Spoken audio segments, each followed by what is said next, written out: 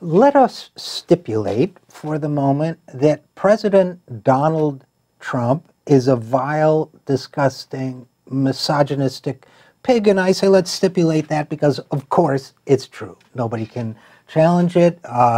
Nobody with any common sense at all, given all the ghastly things we know about him and his relationship with women. But that raises the question, is Donald Trump an anomaly in that sense within the Republican Party, or is he somehow reflecting, albeit in excessively grotesque and exaggerated ways, an underlying undercurrent of sexism in the Republican Party? I offer for your consideration on this topic one Representative Jason Lewis of Minnesota. Now, Jason Lewis is running for re-election. I believe it's Minnesota's 2nd district, but I'd have to check. It's certainly a Minnesota district.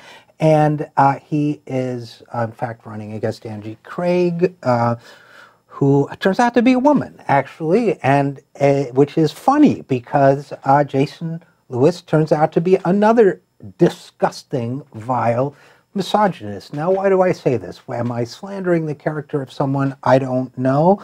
Well, I will allow you to judge for yourself. Jason Lewis used to host a radio program, and it was called The Jason Lewis Show, not an imaginative title, but acceptable. He used to describe himself as America's Mr. Right. And some of you may remember this whole Sandra Fluke controversy in 2012 when Rush Limbaugh accused a law student, a friend of my daughter's who was going to law school with her, of being a slut because she testified before Congress that students at the Catholic university they were both attending needed contraceptives, sometimes for medical reasons, sometimes for personal reasons. Now, bearing in mind that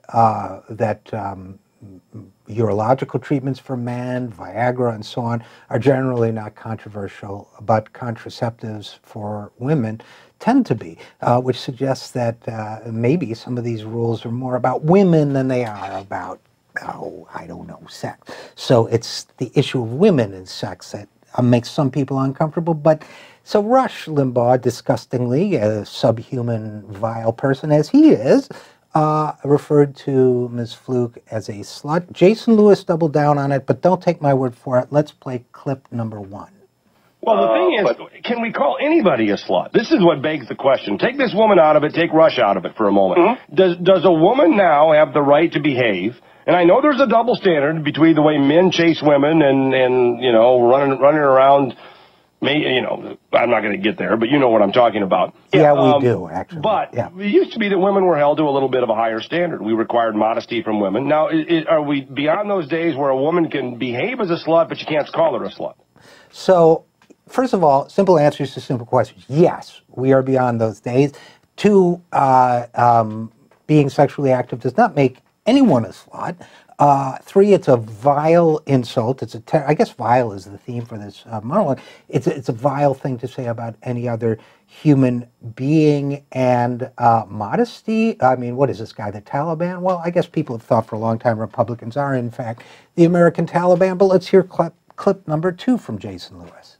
Now, Limbaugh's reasoning was, look, if you're demanding that the taxpayers pay for your contraception, you must use a lot of them, and therefore, ergo, you're very sexually active. And in the old days, what we used to call people who were in college or even graduate school who were sexually active, we called them sluts.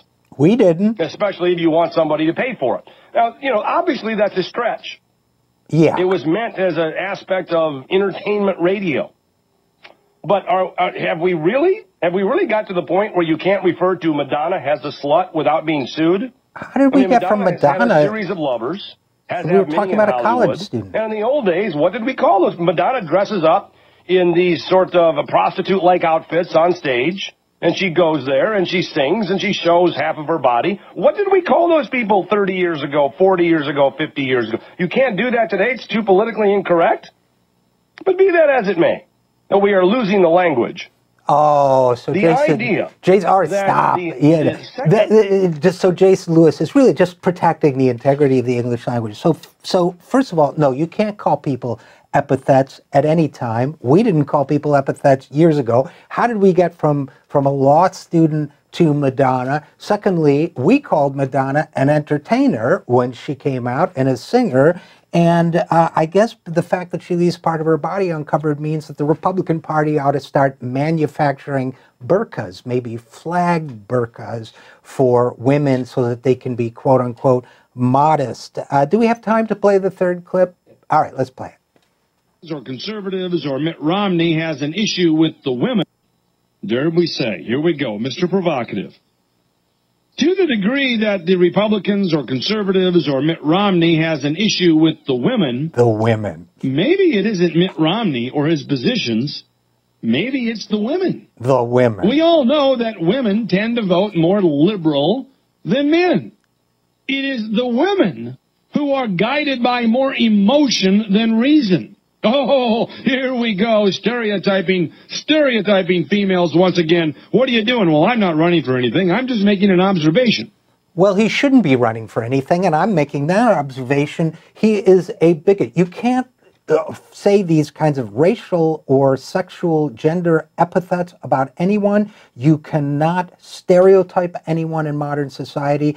I believe that the Republican Party is rife with sexist bigots like Jason Lewis, but they can prove me wrong. It's very simple.